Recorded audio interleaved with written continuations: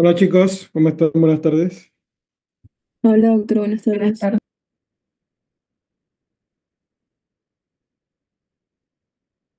Bien, vamos a continuar. ¿En qué diapositiva quedamos el día de ayer, por favor?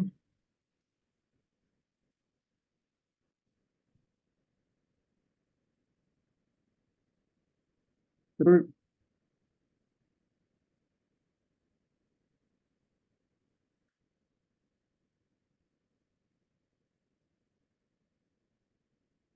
¿Alguien podría decirnos en cuál quedamos?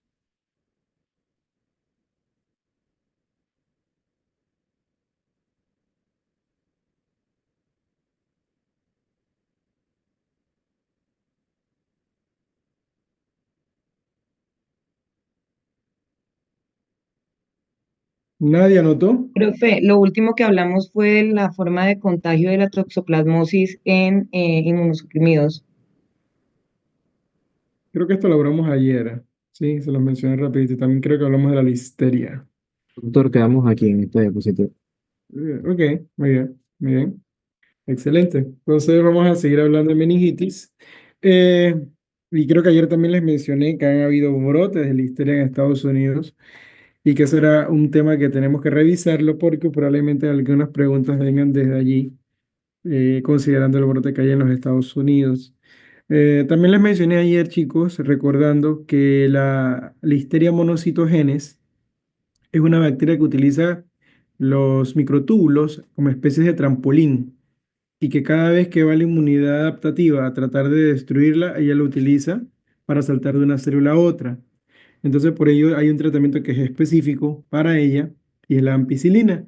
Y también conversamos que la listeria es una bacteria que afecta a los grupos extremos de la vida, los recién nacidos y a los viejitos, ¿sí? Eso es importante recordarlo.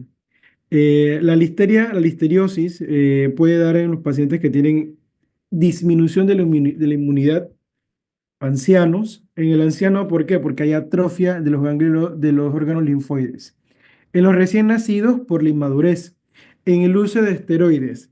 El uso de esteroides inhibe la formación de mediadores celulares porque inhibe las unidades de proteínas como la NF-kappa beta, que se encarga de activar los linfocitos monotrófilos. En los pacientes con SIDA, por la propia inmunosupresión, los inmunodeprimidos, incluso el alcoholismo, también inmunosupresión. ¿Por qué el alcohólico es un inmunosuprimido? Porque el alcohólico deja de comer por mantenerse en ese estado enólico constante. Si yo dejo de alimentarme, ¿por qué me da inmunosupresión? Porque todos los mecanismos celulares de comunicación son proteínas. Entonces, si yo no consumo proteínas, ¿cómo va a comunicarse una célula con otra? Entonces, ahí viene el estado de inmunosupresión. Sumado al hecho que el enolismo provoca disminución de la absorción de vitaminas, como la vitamina B9, como la tiamina, ¿sí? Producto de la acción directa sobre la médula ósea. Entonces es importante recordarlo porque predispone a estas infecciones por Listeria monocitogenes. El propio embarazo es un estado de inmunosupresión. ¿Por qué el embarazo es un estado de inmunosupresión? Ustedes recuerdan que en obstetricia, ustedes dieron la fisiología del embarazo y los cambios que ocurren producto del embarazo. Hay una etapa cuando se ocurre la implantación del cigoto fecundado en el día 13 y en ese día 13 van material genético de papá y va material genético de mamá. ¿Cómo el sistema inmune de mamá detecta que, oye, caramba, hay material genético extraño mezclado con material genético mío, yo no lo tengo que destruir? ¿Qué hace el sistema inmune de mamá? El sistema inmune de mamá produce una disminución de la inmunidad adaptativa. En otras palabras, hay disminución de los linfocitos B. ¿Para qué? Para evitar que esos linfocitos de mamá destruyan ese cigoto que ha sido fecundado. Porque si no, cada vez que hay una implantación, el sistema inmune materno lo va a destruir. Por eso a todas las embarazadas tienen que estar en vacunadas, porque ellas están en un estado de inmunosupresión secundario a evitar el rechazo de antígenos paternos. Entonces, esto constituye el factor de riesgo para el desarrollo de eh, listeriosis. Bien, aquí nuevamente los microorganismos y los tratamientos específicos.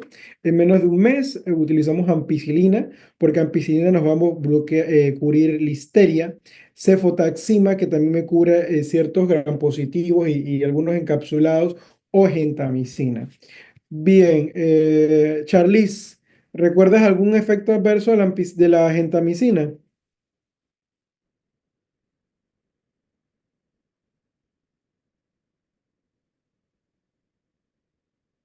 Charlize Benson. Voy, doctor. De la gentamicina. Eh, no realmente ahorita. Ok, Scarlett Valdez.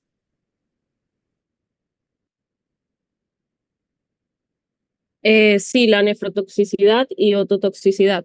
Ajá, ¿algo más aparte de eso?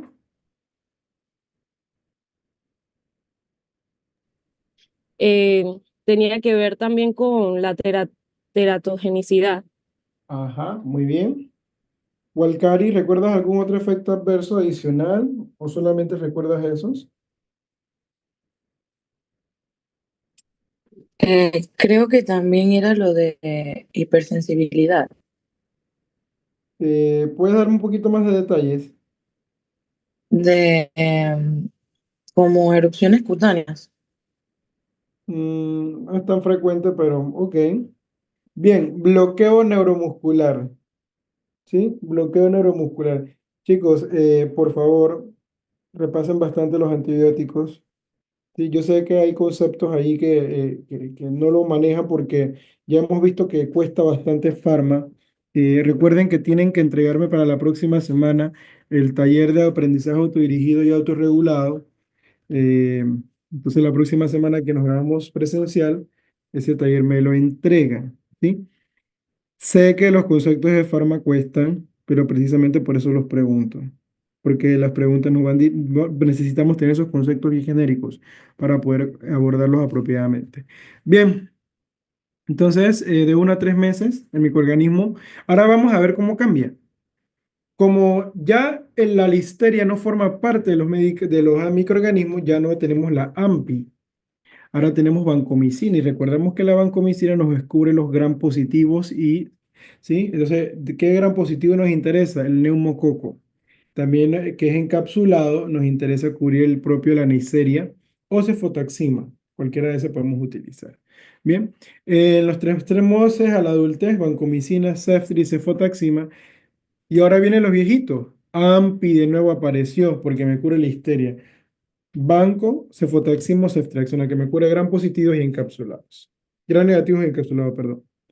Bien, prueba diagnóstica para la meningitis. Aquí tenemos la tuberculosis. La prueba podemos hacerla con los BART o centrifugarlo. O si no, también hacerle eh, una tinción específica, ¿verdad? Line, podemos utilizar PCR, Western blot y el criptococo a los antígenos en látex, que más que nada es 95% sensible. La meningitis viral es un diagnóstico de exclusión. ¿Qué microorganismo yo mencioné ayer que es el principal que causa meningitis viral? Virus del herpes. Muy bien, excelente, doctor. Bien, entonces aquí vamos a hablar un poquito de la Neisseria meningitidis. La Neisseria meningitidis es un diplococo gram negativo intracelular, ¿sí? Que causa un tipo de meningitis. Este tipo de meningitis se va a caracterizar por un hallazgo bien interesante. Primero vamos a recordar el mecanismo de contagio. Los pacientes que tienen meningitis por Neisseria meningitidis o el popularmente recordado meningococo, eh, va a tener un contagio por gotículas. Hay una región del mundo en donde hay gran cantidad de brotes de enfermedades por meningococo debido a la pobre vacunación. Esto se conoce como el cinturón del meningococo y esto ocurre en la región del Sahel, del África. ¿Sí? Entonces vemos esta región que está bordeada, ¿sí? Como lo muestra la imagen de color naranja. Entonces, En estos pacientes, en estos lugares, lo que se utiliza para la prevención, ¿sí? La prevención, no, en caso de que haya ausencia de la vacunación, utilizamos rifampicina, ¿sí? ¿Alguien puede mencionar un efecto adverso de la rifampicina?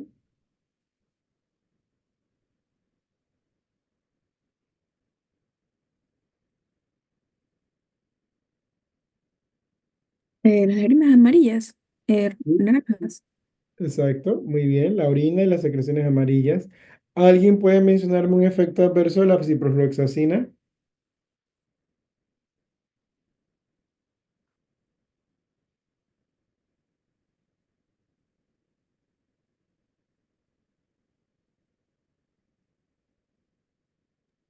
Erupciones cutáneas. ¿Cómo? Calambres en las piernas, mialgias, erupciones cutáneas, Algo Tendinitis. más dolor de cabeza, específico de la esquinolona. Algo más específico de la esquinolona. ruptura del tendón de Elevación. Aquiles. ¿Cuál? La ruptura del tendón de Aquiles. Muy bien, ruptura del tendón de Aquiles. Muy bien, ¿qué más? Elevación del Prolongación del segmento Del cutáneo. Muy bien, ¿qué más? fototoxicidad. ¿Sí? Fototoxicidad, recuerden que es más de la tetraciclina, ¿verdad? Ah, ¿algo que más? ¿Qué más? ¿Qué más? La toxicidad, Aneurisma, aneurisma en los pacientes que tienen ¿qué? afectación del colágeno. Exactamente. Y síndrome de ¿Cómo va a Marfan. venir el caso clínico? Escuchen el caso clínico. Va a venir un paciente que le vamos a describir. El paciente acude por cefalea, rigidez. El paciente acude porque tiene 2 días con cefalea. En el examen físico le ponemos una prueba de extensión del cuello y le tiene dolor.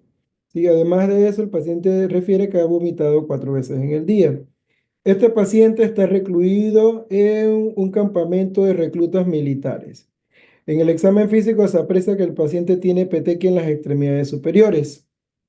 Los compañeros de este paciente le preguntan a usted qué medicamento puede utilizar para prevenir la condición que tiene su compañero. ¿Cuál es la respuesta más apropiada? ¿Cuál respondería?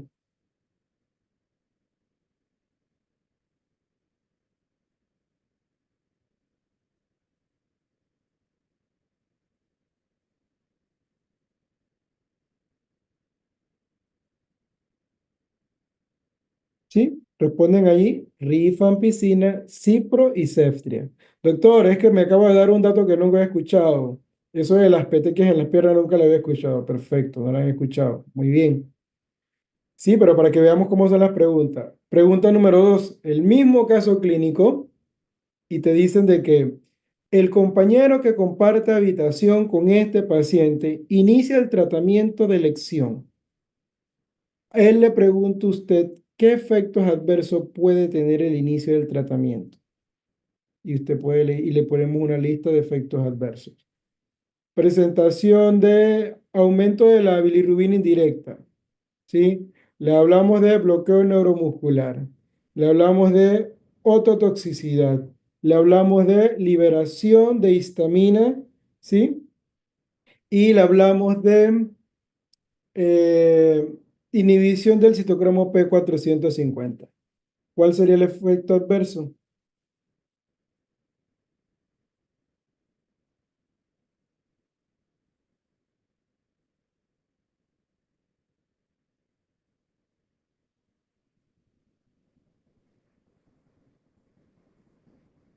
Vamos a transformar la pregunta.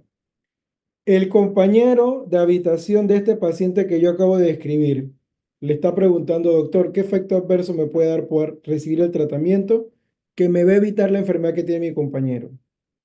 Nuevamente lo repetimos. Aumento de bilirrubina indirecta. ¿Sí? Ay, caramba, se me olvidó el otro. Eh, Inhibición del citocromo P450. Bloqueo neuromuscular. Ototoxicidad. ¿Alguien?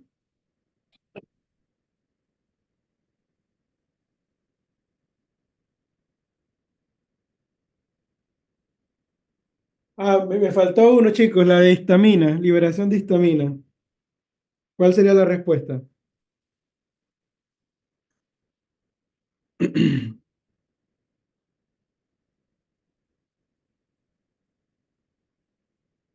Profe, ¿puede repetir la pregunta?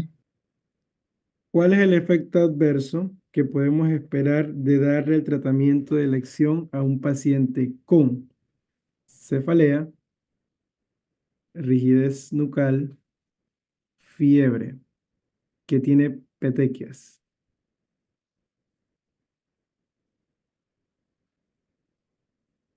¿Sí?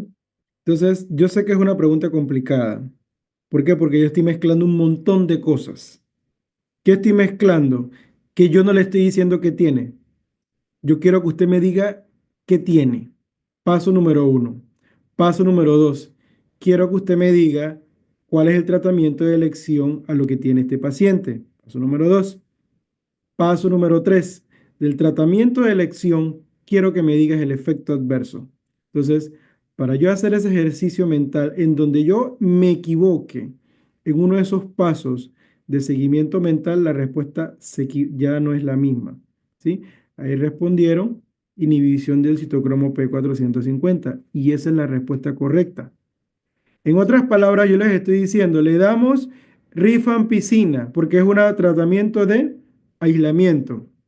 Y ese señor, recuerden que rifampicina lo vimos cuando dimos antituberculosos y les hablamos en ese momento que la rifampicina es un hepatotóxico que inhibe citocromo P450, que provoca inhibición del metabolismo de la warfarina o que provoca inhibición del metabolismo de anticoagulantes orales o anticonceptivos, perdón. Entonces, eso es importante recordarlo. Entonces, así son esas preguntas, chicos, y por eso es que son difíciles, porque si yo no doy con el diagnóstico, ya yo me perdí y todo se parece, ¿sí? Preguntas, chicos, por favor.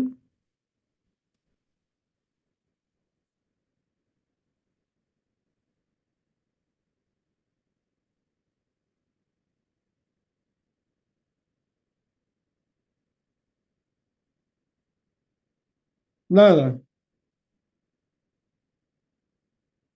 Bien, continuemos. Esta que está acá es la reacción. Este es este rash en este paciente. Y si ustedes ven este rash en un paciente que tiene datos de meningios, yo pienso inmediatamente, caramba, este paciente tiene una meningocosemia. Doctor, pero ¿por qué usted sabe que tiene una meningocosemia? Bueno, porque el neumococo es una bacteria que provoca coagulación intravascular diseminada, porque es un gran negativo y libera LPS, y por eso se ven esas petequias así. Ah, doctor, muy bien. Doctor, ¿eso es lo único que puede producir la meningococo? No. El meningococo, al producir estos coágulos, puede producir infartos en la glándula adrenal. Infartos en la glándula adrenal. Y la glándula adrenal tiene un sistema de irrigación muy delicado, muy pequeñito, muy complejo, que cualquier trombo que obstruya una de esas arterias me va a producir isquemia, infartos. ¿Qué va a ocurrir? Entonces va a ocurrir que se va a necrosar esa glándula adrenal y me va a provocar una insuficiencia suprarrenal secundaria. Eso se conoce con el nombre pomposo de síndrome Waterhouse-Friedrichsen. Síndrome de Waterhouse-Friedrichsen. Nuevamente, ¿qué es este síndrome? Es una meningocosemia que produce infartos en la glándula adrenal y con ello se produce una insuficiencia adrenal secundaria. Doctor, ¿y cómo me preguntarían esto en un caso clínico? Sería así. Un paciente acude a atención por 2 días de fiebre. Refiere que ha estado vomitando. Además, el día de hoy en la mañana apareció con petequias. En el examen físico, el paciente se observa hipotenso. Los valores de potasio están en 3, en 2,9. ¿Cuál de los siguientes es la causa de las manifestaciones clínicas del paciente? ¿Sí? Nuevamente, chicos, Este es un paciente que me están diciendo que tiene un infarto de la glándula adrenal y yo les estoy describiendo el infarto. Si la glándula adrenal me deja de funcionar, me deja de producir aldosterona, me deja de producir mineralocorticoides y se pierde esa regulación. Por lo tanto, el paciente que tiene insuficiencia adrenal va a tener hipotensión, va a tener hipercalemia, ¿sí? Y va a tener vómitos. Y eso es importante recordarlo. Doctor, usted me dijo que el meningococo produce coagulación intravascular diseminada, pero usted no me ha dicho a mí cómo se manifiesta clínicamente eso. Ah, excelente. Eso se va a manifestar con plaquetopenia, ¿sí? Aumento de los tiempos de coagulación, PT, PTT, más de 23, más de 25, ¿sí? ¿Cómo va a estar el fibrinógeno en este paciente? Elevado, arriba de 3000. ¿Sí? Porque hay una destrucción de esa red de vasos sanguíneos. Y estamos describiendo el síndrome de Waterhouse-Friedrichsen, secundario a el infarto de la glándula adrenal por el meningococo. Bien, ¿preguntas? Casasola, ¿alguna pregunta? No, doctor, por el momento no. Todo clarito, todo clarito. ¿Cómo prevengo la enfermedad que tiene ese paciente que está en la imagen?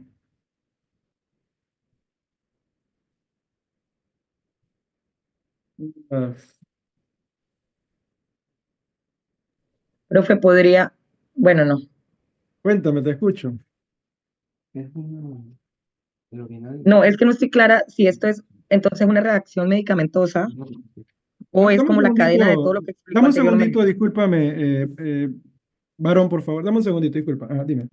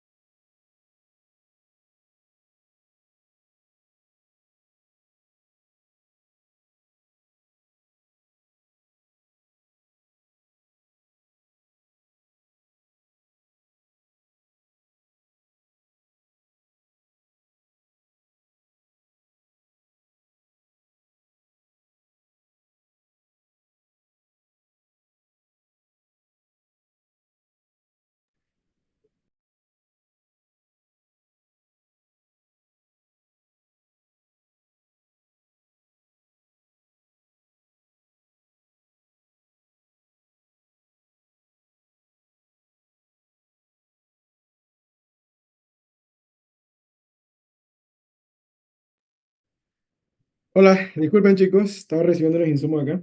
A ver, varón, discúlpame, ¿puedes por favor nuevamente exponer Profe, la yo idea le que iba, tenías?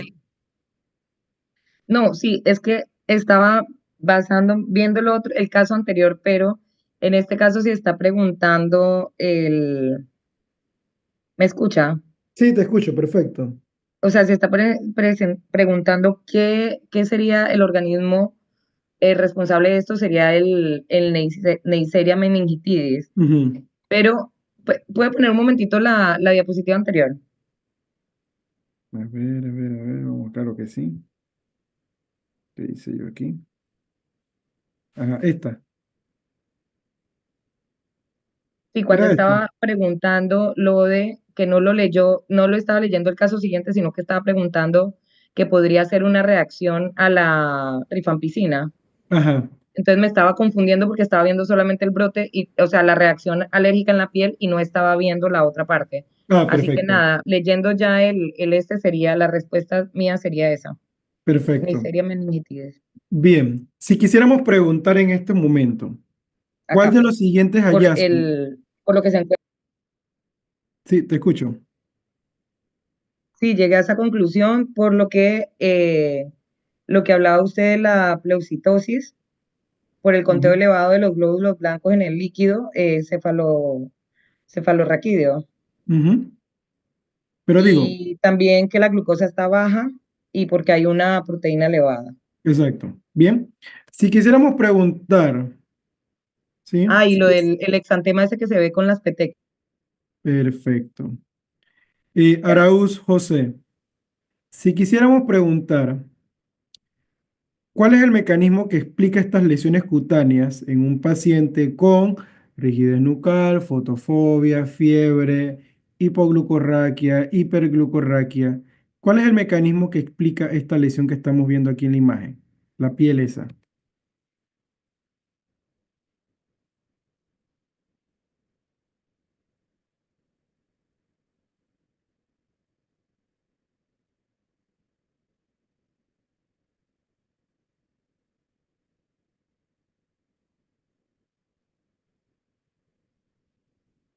Araúz.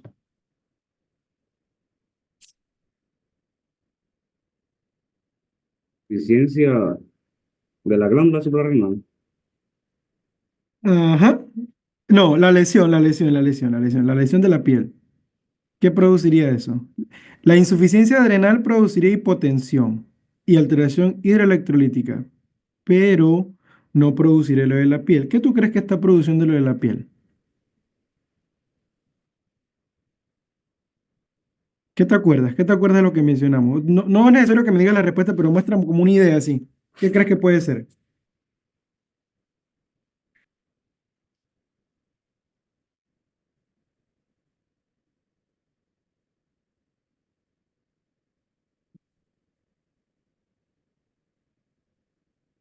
A lo que tengo anotado aquí, que una de las complicaciones es el síndrome de Waterhouse-Friderichsen debido a la insuficiencia de la glándula suprarrenal, Muy bien. debido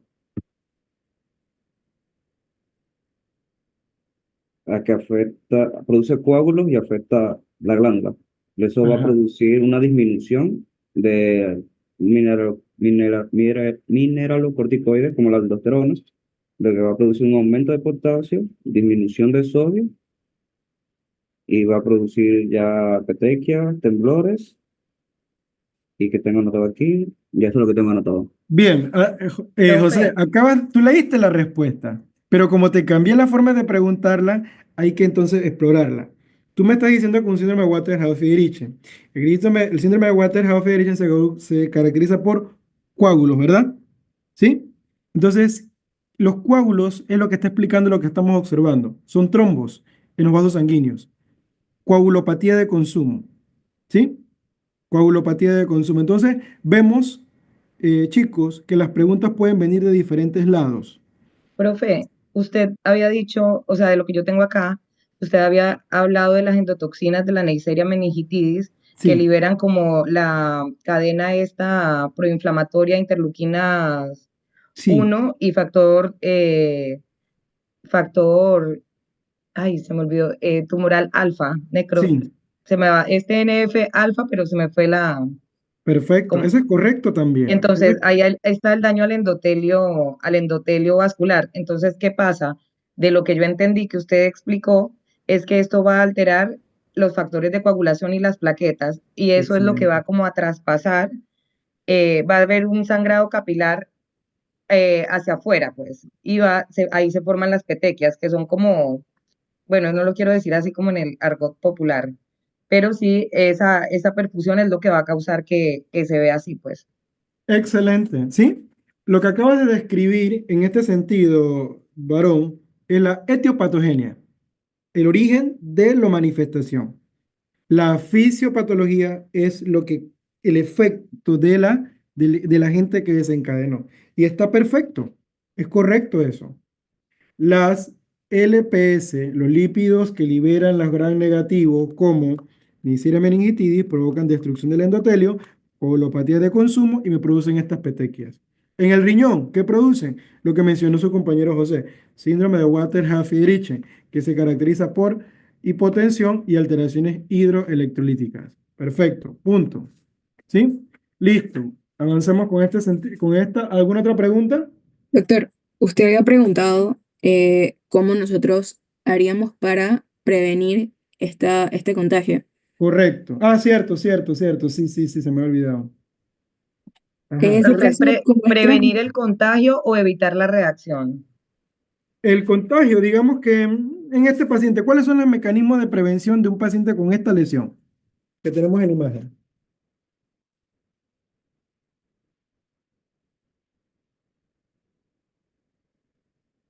Eh, Aquí estoy teniendo como, o sea, el efecto ay, no sé cómo decirlo. Sería como un efecto coagulante, no anticoagulante. Más sencillito, varón. Si yo tengo un paciente con esta enfermedad, yo lo puedo prevenir de dos formas. El meningococo tiene vacuna, por lo tanto puedo usar vacuna. Uno. Dos. Vacuna y antibióticos. Exacto. Si el paciente no está vacunado, entonces es un antibiótico. ¿Cuáles antibióticos? Los tres que mencionamos. Rifan, Cipro, ¿sí? Y Ceftriax, que podemos utilizar como mecanismo de lo que está acá en rojito. ¿Está bien? Entonces, esas preguntitas también pueden venir. ¿Está bien? ¿Listos? Bien. Y aquí están, ¿ves? La insuficiencia adrenal, que es una hemorragia caracterizada por hipotensión y una alta tasa de mortalidad. Muy bien. Complicaciones en la meningitis, hipacusia, deterioro mental, aumento de la presión intracraneal, ¿sí? Ventriculitis, defectos neurológicos focales como por ejemplo parálisis de los pares craneales, hipotermia, coma, muerte, entre otras, ¿verdad? Eh, ¿Cuál es una complicación de la infección por neumococo? Sordera. ¿Por qué? Porque produce fibrosis del octavo par craneal, recordando la anatomía del octavo par craneal, ¿sí? Que pasa por la porción petrosa, ¿sí? Y este señor puede producir una sordera. Bien, entonces, hiponatremia. ¿Por qué puede producir la meningitis hiponatremia, doctores y doctoras? Porque la inflamación intensa me puede producir síndrome de secreción inadecuada de ADH. Síndrome de secreción inadecuada de ADH. Entonces yo puedo tener un paciente con meningitis y me tiene un SIAT, pero no es porque la enfermedad haya sido por un cáncer o algo así, sino porque la inflamación me estimula la producción de la propia hormona, ¿sí? Y eso es importante recordarlo, porque eso también ocurre en los pacientes que tienen SB, también ocurre eso mismo. Muy bien, entonces eso es importante recordarlo. Entonces, doctores y doctoras, si yo les describo un paciente con rigidez nucal, cefalea, vómitos y les pongo que el sodio está en 119, usted no se puede confundir diciendo, pero este sodio, ¿por qué lo tiene así? Usted tiene que entender que ese sodio en ese valor es producto de la inflamación que está en la meninge y alteró la liberación de la propia hormona ADH. ¿Preguntas? Doctor, en cuanto al síndrome de Waterhouse, ese síndrome, el tratamiento de elección, entonces, ¿cuál sería? El tratamiento para... gracias, doctora. Gracias. Muy bien. Qué bueno. Corregir la pérdida de los mineralocorticoides. Si yo tengo hipotensión, tengo que darle análogos, tengo que darle líquidos, tengo que darle un corticoide como hidrocortisona, fluocortisona, para tratar de recuperar esos líquidos que están alterados, ¿sí? Obviamente tiene que ir acompañado del antibiótico, porque si no doy el tratamiento antibiótico, simplemente no hago nada con el pacientito. Bien, excelente, doctora, muy bien. ¿Algo más? Listo, continuemos. Encefalitis, ya hablamos de la encefalitis. Nosotros lo describimos como alteración en el estado de alerta. Paciente que tiene alteración en el estado de alerta está somnoliento, está con cambio en el estado del humor, todo lo demás, encefalitis. Principal agente etiológico, herpes simple, ¿sí? Y acá tenemos una pregunta que es una pregunta de memoria, ¿sí? ¿Cuál es la prueba para detectar la encefalitis por herpes? Primero, biopsia de cerebro no, porque eso es una prueba invasiva. Para un diagnóstico de una encefalitis no hacemos eso. PCR en LCR, sí. ¿Por qué? El PCR es una prueba que me detecta pedacitos de DNA o de ARN. Entonces, él me va a amplificar estas muestras y me va a identificar, caramba, este es un DNA de tal microorganismo o es un ARN de tal microorganismo. Es la prueba de elección. Resonancia magnética, no se ve nada. El cultivo viral del líquido cefalorraquídeo, eso no se hace, eso demora demasiado. Las células células, ay, se me escapa el nombre de la célula, disculpen, que se utilizan para células CLU. Para estas pruebas no son células no aportan en el diagnóstico, demora mucho. Prueba de SANC es una prueba que hacemos para el herpes cutáneo, ¿sí? Y la serología para herpes IgG, IgM, si le hacemos esta prueba al salón, la mayoría puede marcar positivo. El 70-80% de las personas marcan positivo IgG porque han estado en contacto con el herpes, ¿sí? Por lo tanto, la prueba de elección aquí es PCR. A nivel clínico, ¿cómo se manifiesta la encefalitis además del estado de alerta? Número uno, el virus del herpes simple tiene predisposición por los lóbulos temporales. Al tener predisposición por los lóbulos temporales, se pueden producir convulsiones en esas regiones. Y las convulsiones en esas regiones pueden manifestarse con cacosmia. ¿Cacosmia qué es? Convulsiones olfatorias. Doctor, ¿y cómo es una convulsión olfatoria? Bueno, el paciente te va a decir que huele a podrido y que simplemente todo está alrededor huele bien y no te dice, pero ¿por qué sientes que huele a podrido? Él está teniendo una convulsión olfativa que recibe el nombre de cacosmia. Doctor, ¿y por qué lo hace el herpes? Porque ese virus se implanta en los lóbulos temporales y usualmente es bilateral y vemos cómo se observa el estudio imagenológico en este tipo de paciente. Doctor, en el LCR hay algo característico del herpes simple. Sí, si yo le hago una punción a un paciente que tiene alteración en el estado mental, esa punción lumbar, usualmente que no sea traumática, me sale con glóbulos rojos. Nuevamente, punción no traumática en un paciente con signos meningios más alteración de estado de alerta, me sale roja y yo sé que solamente puyó una vez, entonces ese paciente tiene una encefalitis por herpes. ¿Por qué por herpes? Porque el virus del herpes produce infartos y eso se tiñe todo el LCR de glóbulos rojos. ¿Sí? Tratamiento. Utilizamos aciclovir. ¿Alguien recuerda algún efecto adverso de dosis elevada de aciclovir?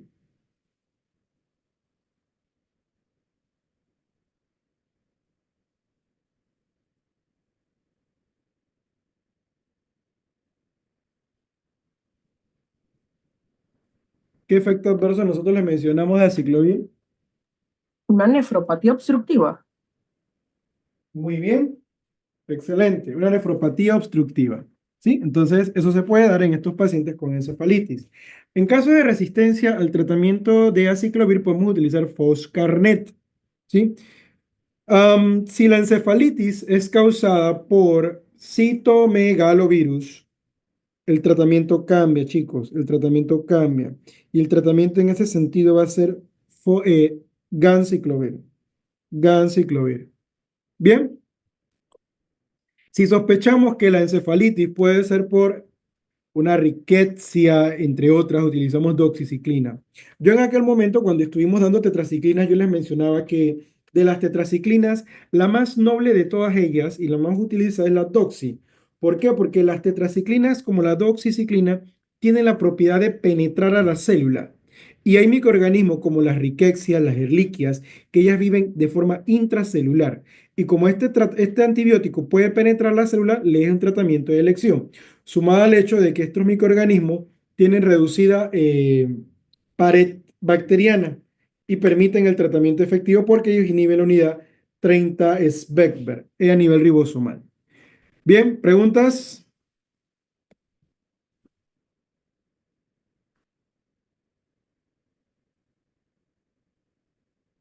Walcari, si tengo un paciente con un diagnóstico de infección pulmonar por COVID-19, el paciente se recuperó del COVID-19 y el día de hoy acude porque tiene fiebre, esputo con flema, ¿sí?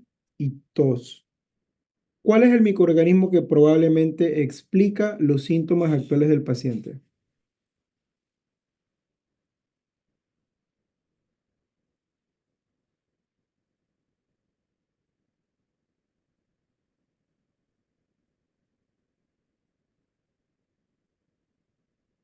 ¿Sabes el diagnóstico del paciente, Walcari? ¿O algo que te llama la atención?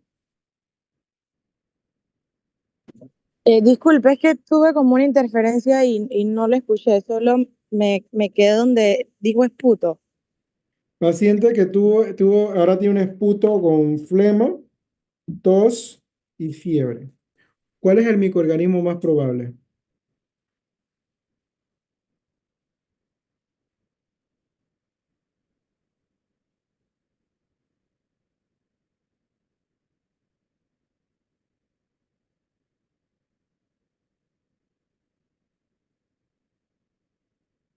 ¿Qué te llama la atención? O bueno, doctor, creo que puede ser esto, mis diagnósticos diferenciales serían estos, o los microorganismos que yo considero son estos. ¿Qué pudieras darme con eso allí?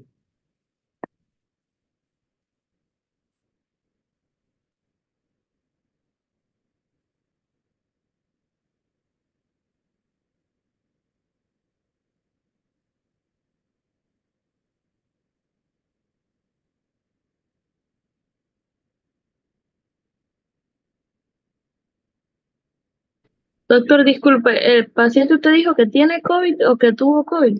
Tuvo COVID. Tuvo, ok. ¿Qué microorganismo crees que puede ser? Yo puedo contestar, doctor. Sí, claro.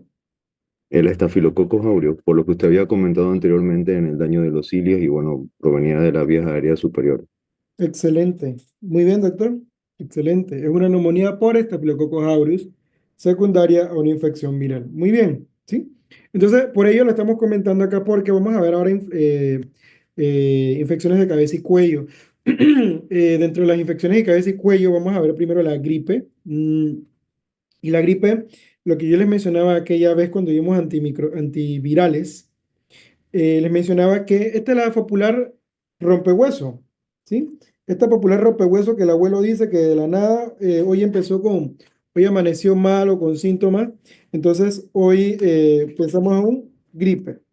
Se caracteriza por artralgia, mialgia, tos, fiebre altísima, 39, 40 grados, ¿sí? Y eso hacemos el diagnóstico diferencial de una infección por virus de la influenza, ¿sí? Hay síntomas asociados, náuseas, vómito y diarrea, especialmente en los niños, ¿sí? Y ahí en ese paciente el tratamiento de elección es lo que mencionamos aquella vez, o celtamivir o zanamivir, en función a si han pasado 48 horas luego del inicio de los síntomas. Luego de eso, le podemos dar tratamiento sintomático. A ver, doctores. Doctor, ¿significa que yo nunca le puedo dar acetaminofén si han pasado 48 horas? Sí se puede dar, pero el uso de la acetaminofén en eso, o de sonamivir, lo que va a reducir es el número de días enfermo. ya no te va a prevenir la enfermedad que se desarrolle, ¿sí? Entonces, si yo tengo más de 48 horas, entonces analgesia, antipiréticos y hidratación. Y lo de la hidratación lo recordamos de ayer porque el aumento de la fiebre provoca pérdida, aumento de las pérdidas insensibles, aumenta la frecuencia respiratoria, aumento de temperatura, entre otros. Bien. Y esto usualmente ocurre con los cambios de temporada. Por ejemplo, en enero, ¿sí? O en diciembre. Doctor, ¿y por qué en esas fechas? Nosotros estamos en enero en este mes. Las personas que son del norte del mundo, del hemisferio norte, migran desde sus ciudades hacia el sur del continente debido al frío. Los que han visto, hay una ola de frío en los Estados Unidos y el norteamericano o el europeo del norte migra hacia el sur y ahí va incubando cepas. Entonces es cuando en Panamá o en algunos otros países del sur tenemos brotes de influenza. ¿Por qué en diciembre? Porque ocurre lo contrario en el hemisferio eh, austral.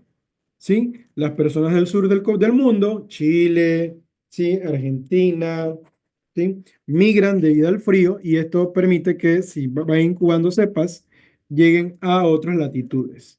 Bien, esto es más profundo todavía porque hay datos de eh, lectura profunda, son otras cositas moleculares que aportan el desarrollo de la enfermedad, que eso me hubiese gustado explicarlo en clase, para que entendieran por qué hay H1, por qué N8, etcétera. Bien, diarrea infecciosa. La diarrea infecciosa se va a caracterizar porque vamos a tener datos de sangre y leucocitos en las heces. Hay microorganismos que tienen factores de riesgo muy bien determinados, como por ejemplo Salmonella, que se asocia a aves de corral, la Campylobacter jejuni, que es la causa más común, y está asociada al síndrome de Guillain-Barré. El síndrome de Guillain-Barré es una neuropatía periférica. Se va a caracterizar porque se producen anticuerpos contra eh, fosfolípidos de la vaina de mielina. ¿Qué significa eso? Que la bacteria tiene anticuerpos, proteínas en su superficie, que simulan los lípidos de la vaina de mielina. ¿Qué hace el sistema inmune? La inmunidad adaptativa. Reconoce eso como raro y lo voy a destruir. Y se va a caracterizar por esa neuropatía periférica. ¿Sí? ¿Algunos de ustedes han visto un Guillain-Barré? Sí, doctor. ¿Qué edad tenía el paciente? Sí, profe. ¿Recuerda la Eh, edad? Yo lo vi en bueno, mi papá, 60. ¿Con tu 50 papá? años.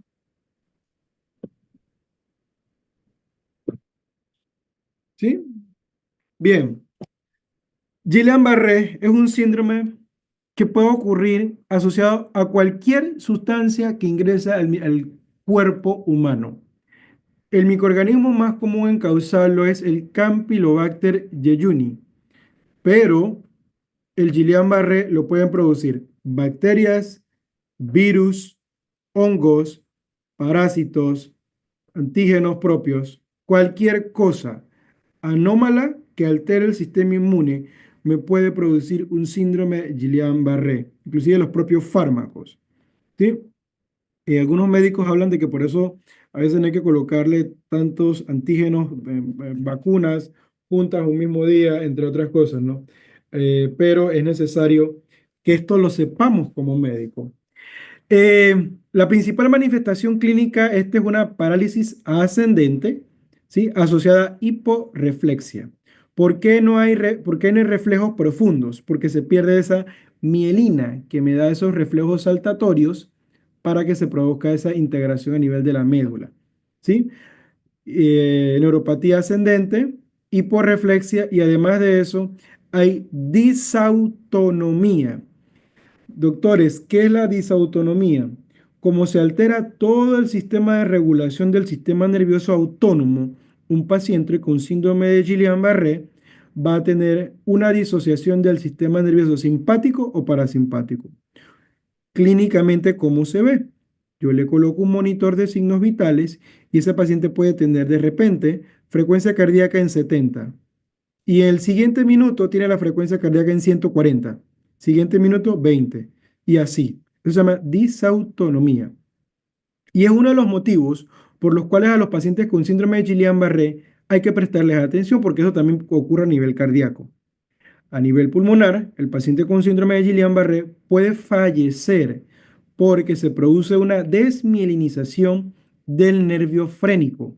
Y la desmielinización del nervio frénico puede producir una parálisis del músculo diafragmático y una insuficiencia respiratoria aguda que causa la muerte en estos pacientes. La recuperación de estos pacientes es una recuperación muy tórpida, demora muchos meses. Y estos pacientes normalmente hay que colocarle plasmaféresis para tratar de iluminar todas esas inmunoglobulinas, todos esos inmunocomplejos que estén dando vuelta. Para tratar de corregir eso, también le colocan a veces corticosteroides para ayudar a reparar esa lesión a nivel del nervio. Bien, preguntas con síndrome de Guillain-Barré.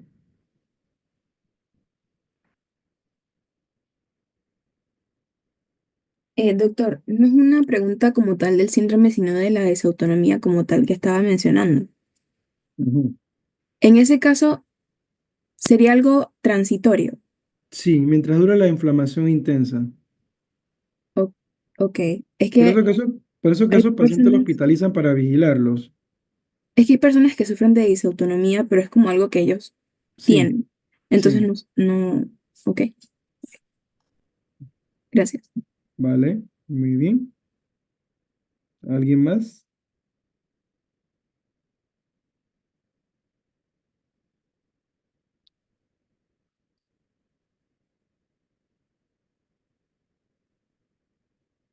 Muy bien. Escherichia coli es otro microorganismo que causa diarrea con sangre y leucocitos en las heces. ¿Alguien recuerda cómo detecto el leucocito en las heces?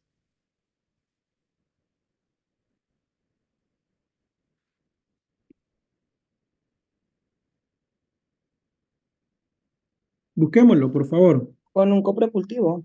No, hay una prueba más específica. Busquemos para ver leucocitos en heces, ¿cómo lo Creo detectamos? que es con lactoferrina, doctor. Lactoferrina, muy bien, ¿sí? También podemos con azul de metileno, ¿verdad? Muy bien. Eso nos va a marcar positivo. Entonces, eso es importante, ¿bien? ¿Cómo se llama la prueba para detectar sangre oculta en heces?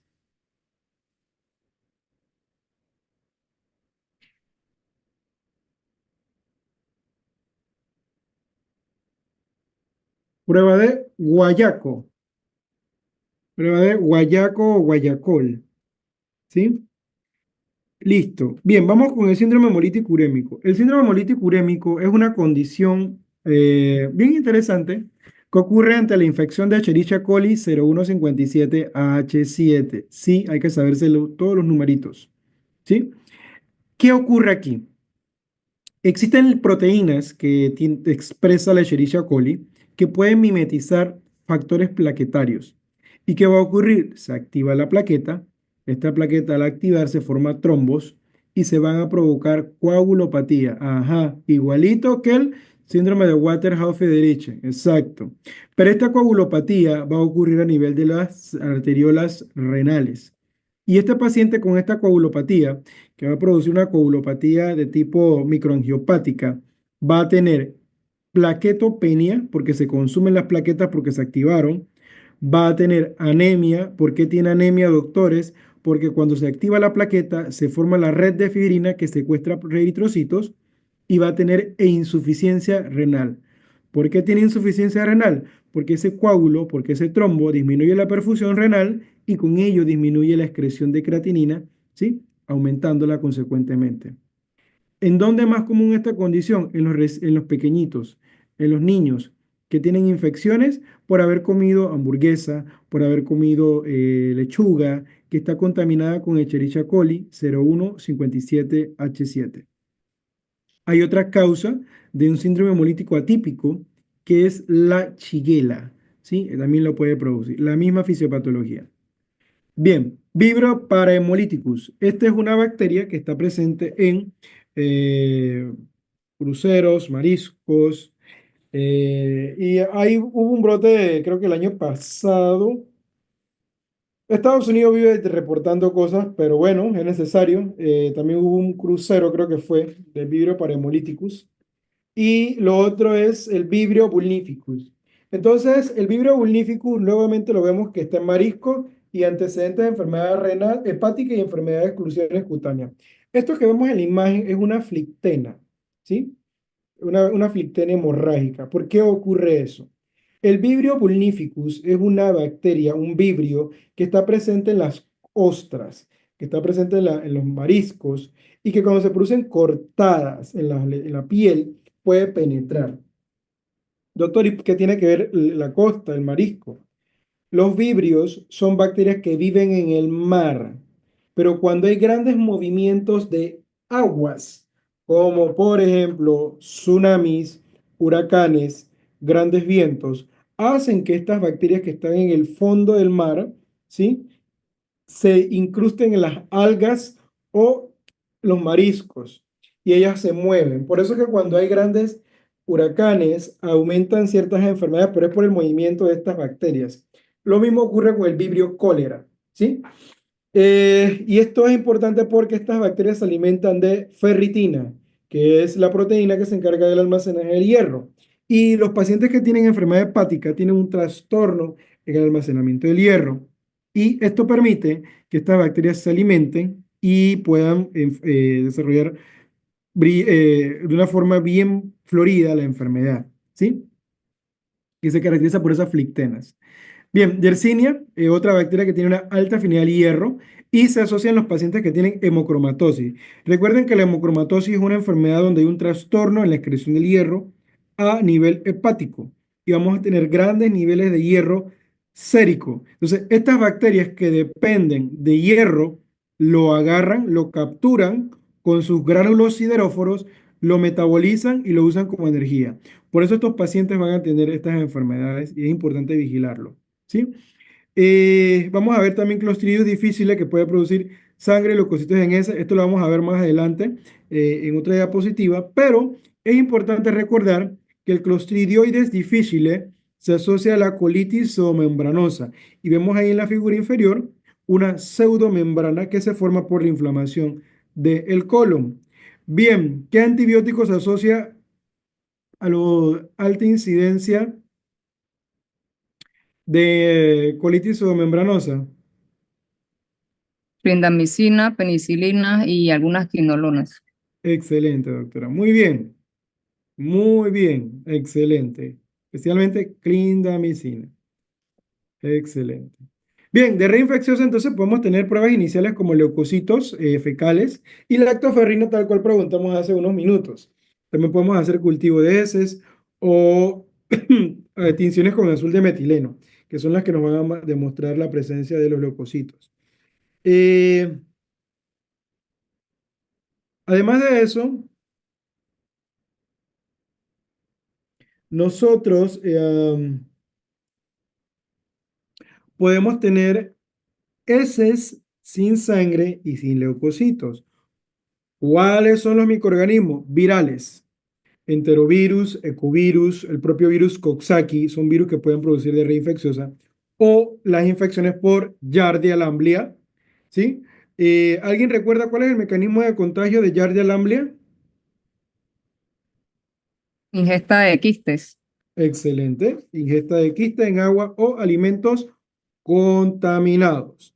Sí, creo que aquí hay una imagen. Ajá, por aquí hay otra imagen. Entonces, esto se puede dar en la ingesta de quiste o alimentos contaminados.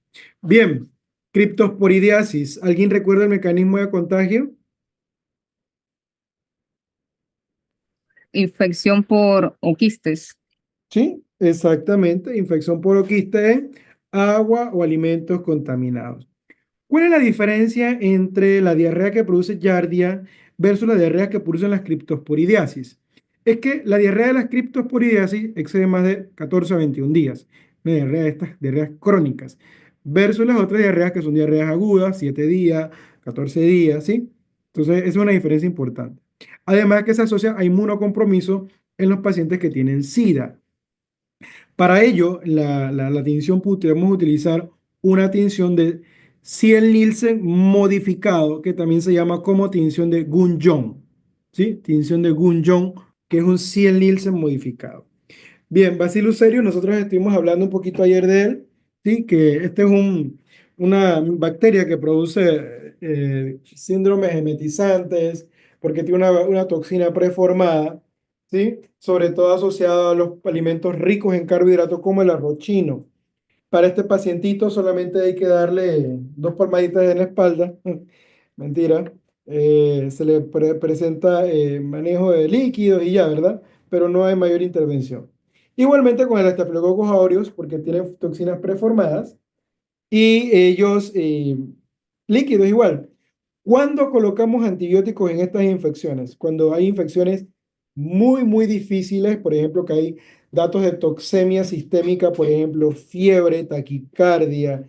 Allí utilizamos antibióticos porque probablemente han destruido la mucosa intestinal y han producido lo que conocemos como traslocación bacteriana. Muy bien. Aquí vemos nuevamente el Campylobacter jejuni. José, esto que está acá es para el moulash. Necesito que lo vayan inventariando. Sí, todo esto es el moulash. Sí, esto hilar a Hansen, que es para los alcohol, para los algodón, y esto que también lo coloquen en el inventario. Esto es para los que lo coloquen en el inventario. Y que lo coloquen en el depósito. ¿Pueden venir acá adentro? Sí. Entonces, ya hablamos del Campylobacter y que este señor puede producir el síndrome de Guillain-Barré. Tratamiento de soporte o, en caso de que haya un síndrome, o la eliminación de la propia bacteria con fármacos como ciprofloxacino o la propia acitromicina. Bien, ¿alguien recuerda un efecto adverso de los macrólidos?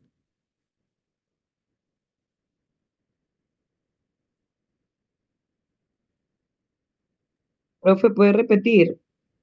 Porfa, que se ¿Alguien me fue recuerda la... un efecto adverso de los macrólidos? Malestar gastrointestinal. Muy bien, ¿qué más? Bueno, la claritromicina también inhibe el citocromo P450. Ujú, muy bien, ¿algo más? Hepatitis, crustácea aguda. Colestasis. Muy bien, efolestasis, excelente. Persa de Alteración en Pons. el gusto. Ujú, listo. En un recién nacido que le dan un macrólido, ¿qué se puede producir?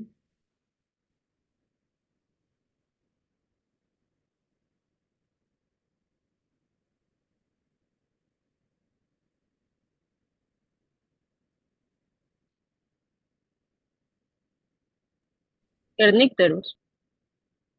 No, no, no, no. ¿Recuerda que se lo producía? Ceftriaxona.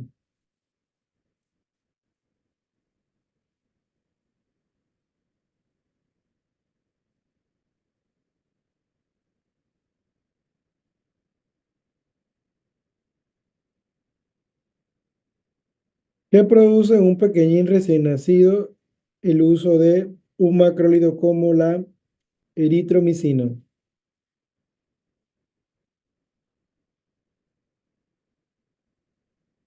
Estrechez del píloro, profe. ¿Sí? Hipertrofia del píloro. Muy bien. ¿Por qué? Eso es lo mismo que el síndrome del bebé flácido, doctor. ¿No? No. El síndrome de bebé flácido, solamente para eh, dejarlo clarito, doctora, es aquel que ocurre en el uso de cloranfenicol, el niño gris, ¿sí? El niño gris. Bien. ¿Alguien recuerda?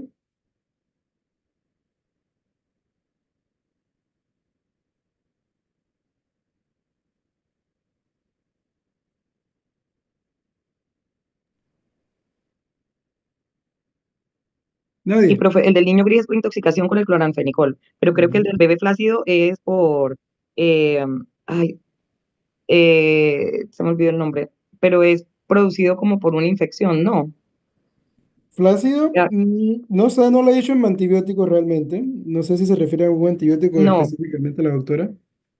por botulismo, Esa es otra que cosa. es que le causa el síndrome del bebé flácido. Esa es otra cosa. Y Esa es el otra otro sí cosa. es el gris que usted dice, el del cloranfenicol. Ajá, que también puede producir hipotonía, ¿sí? Por eso lo asociaba yo a bebé flácido.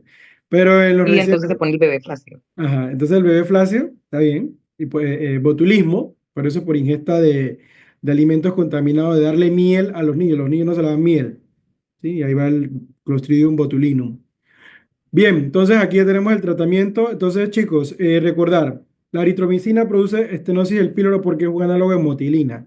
Hay un estímulo intenso de ese músculo y puede producir hipertrofia. Bien, Clostridioides difficile es una infección que se asocia a antibióticos como penicilina, quinolona, clinda, y sobre todo puede ocurrir en los pacientes hospitalizados. Y una complicación de esta enfermedad es el megacolon tóxico. Y esto lo vamos a ver en una radiografía de tórax, que es ese colon muy, muy grande en un paciente que nos han dicho que está hospitalizado. Clínicamente, este paciente va a tener fiebre oral abdominal y datos de toxicidad sistémica. Doctor, ¿qué son datos de toxicidad sistémica? Fiebre, va a tener taquicardia, ¿sí? A eso se refieren, ¿verdad? O inclusive que puede tener livedo reticularis. Bien, esto puede alterar, perdón, intestino delgado, intestino grueso, y el diagnóstico se hace con la detección de la toxina, una toxina A o una toxina B del Clostridium difficile. Y la sigmoidoscopía, vamos a observar pseudomembranas, ¿sí? Pseudomembranas, como la imagen que se muestra en la parte inferior. Aquí viene la parte interesante. Tratamiento. Chicos, aquí solamente analicemos lo que está acá y vemos que es sencillo entenderlo. Las causas, primero, si es por un antibiótico, detenerlo. ¿Cuáles antibióticos? Los que están acá, penicilina, clinda o quinolonas. Lo detenemos. ¿Qué hacemos en un caso no severo? Le damos fidaxomicina o vancomicina oral. ¿Sí? Si el caso es severo, por ejemplo, el primer episodio, fidaxomicina o vancomicina oral. Nuevamente, si el caso es recurrente, lo mismo, fidaxo y vanco. Si es recurrente por segunda vez, fidaxo y vanco. ¿Cuándo cambia esto que está aquí? Cuando hay datos de íleo fulminante. ¿Y cuáles son los datos de íleo fulminante, doctor? La clínica. Ese es el paciente que te va a decir que no hay ruidos abdominales, que hay datos de peritonitis, sí, que no ha defecado, entonces ahí el tratamiento es diferente. Se le da vancomicina oral y metronidazol parenteral. ¿Por qué se le da de esta forma? Porque como el íleon está inflamado, hay poca absorción a nivel enteral de la vancomicina. Por eso se da oral. ¿Sí? El metronidazol se da parenteral o a veces lo colocan transrectal. Ileón fulminante, le colocamos vancomicina rectal o metronidazol parenteral. ¿Alguien recuerda algún efecto adverso del metronidazol? Efecto antabús. Muy bien. ¿Algún otro más?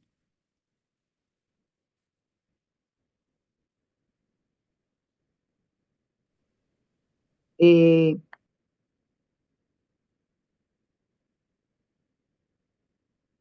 gastrointestinales también. ¿Sí? En la lengua, ¿qué produce? Sabor metálico. ¿Sí? Recordar eso. Exacto.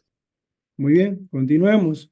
Equinococcus granulosus. ¿Alguien recuerda el mecanismo de contagio de la equinococosis?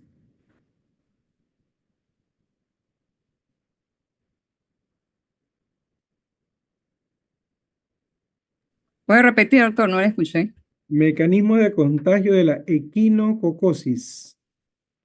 ¿Se puede contagiar si me trago una pulga o por el mismo huevo de la tenía Púlgao, o el huevo? sí, la ova, sí, la ova. Entonces, muy bien. Pulga no tanto, sí, porque eso realmente es una tenia, ¿no? Ellos no están dentro, es de para otros microorganismos, ¿no? La Immunolepis, nana, diminuta. Pero acá ingesta el huevo, ¿sí? La ova, ¿sí? Esta ova que está en alimentos, sobre todo en moras, en alimentos silvestres o la S de perritos salvajes, perritos silvestres que les llaman. Entonces, este microorganismo, esta es la llamada tenia del perro, ¿sí? Y a nivel clínico, ella va a producir quistes hidatídicos. Estos quistes hidatídicos pueden estar ubicados a nivel hepático, básicamente por el drenaje que tiene el intestino, ¿sí? Y puede producir una calcificación en cáscara de huevo, que se observa en el CAT. O recuerden que el equinococo granuloso tienen quistes hidatídicos hijos. Entonces te van a decir que hay un quiste grande con múltiples quistes pequeños en forma de arenilla. Esta es la popular arenilla hidatídica, ¿verdad? Y que el paciente clínicamente se va a manifestar con ese quiste, con ese malestar, con ese aumento de la fosfatasa alcalina, porque hay un patrón colestásico, pero que realmente es producto de la equinococosis. ¿Qué hago con ese paciente? Que en ese paciente yo lo que hago, dependiendo del tamaño, puedo darle albendazol, ¿sí? Algunos le colocan directo en la lesión, le colocan alcohol, pero el riesgo, ¿qué ocurre con eso, chicos? Que esto se puede remover quirúrgicamente. Porque si yo le inoculo eh, directamente al quiste, lo que sea, la arenilla hidatídica va a salir. Al salir la anilla datídica, recuerden que esos son escolex hijos y tienen la propiedad de producir una hidatidosis secundaria. Por lo que si se detecta un quiste hidatídico, se intenta hacer la decisión quirúrgica para extraerlo completamente o se le da el vendazol. Y esto básicamente depende del tamaño, ¿sí? Y eso ahí para recordarlo. Entamueba histolítica, ¿alguien recuerda el mecanismo de contagio?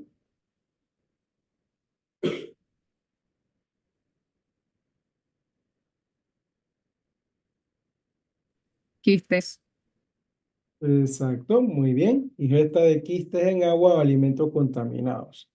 Entonces, esta bacteria, una vez se provoca la contaminación, ella puede producir una destrucción del colon y puede producir las llamadas úlceras en cráter de volcán o en ojal de camisa, también le llaman.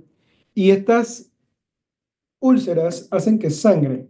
Y este paciente va a tener esas úlceras sangrantes y va a tener la propia ameba, puede producir un ameboma. ¿Cómo ocurre esto? La ameba penetra el intestino y al penetrar el intestino puede haber una migración del propio parásito directo al hígado y producir un ameboma y llevando bacterias, ¿sí? Bacterias a nivel intestinal. Y se va a caracterizar porque puede mimetizar una enfermedad intestinal, es una enfermedad inflamatoria intestinal, ¿sí? Un IBD. Además de eso, esto puede producir lesiones a nivel del colon, en los pacientes inmunosuprimidos, los pacientes homosexuales también puede producir esto. Y el tratamiento es el metronidazol, ¿verdad? Es el metronidazol. Y el esteroide puede llevar a la perforación. Bien, Escherichia coli, ya hablamos, que puede producir el síndrome hemolítico urémico. Recuerden que hay varios tipos de Escherichia coli enterohemorrágica, enterotoxigénica, enteroinvasiva, ¿sí? Me falta una, se me escapa la que se me falta, pero son 4 tipos de Escherichia coli y cada una va a presentar características diferentes, ¿verdad? Pero aquí la que nos interesa recordar es el síndrome hemolítico urémico. Salmonela puede producir en los pacientes ancianos y en los niños eh, un síndrome diarreico asociado sobre todo a estar con aves, ¿sí? Fiebre, mialgia y dolor abdominal. Ojo, mialgia, no hemos visto eso. Y el tratamiento puede incluir trimetoprim con sulfa. ¿Alguien recuerda un efecto adverso del trimetoprim con sulfa?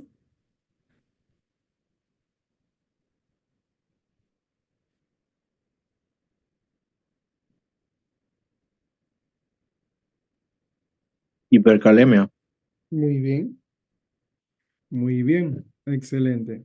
Bien, chicos, vamos a leer la clase hasta esta diapositiva. ¿Cuándo nos vemos? Ay, caramba, se me olvidó pasar a la prueba diagnóstica. No se preocupen, todo va a estar bien. Se las voy a pasar, Morales, por favor, me acuerdas ahora para que la hagan durante el día de aquí hasta la otra semana, pero la hacen con sus apuntes, por favor, ¿está bien? Vale, profe, gracias. Listo, chicos, no hay problema. Entonces, háganla con calma, pensando por qué eligen las cosas, revisando sus apuntes, buscando. Si la respuesta me lo dio un libro, bueno, yo quiero entender por qué no es la B.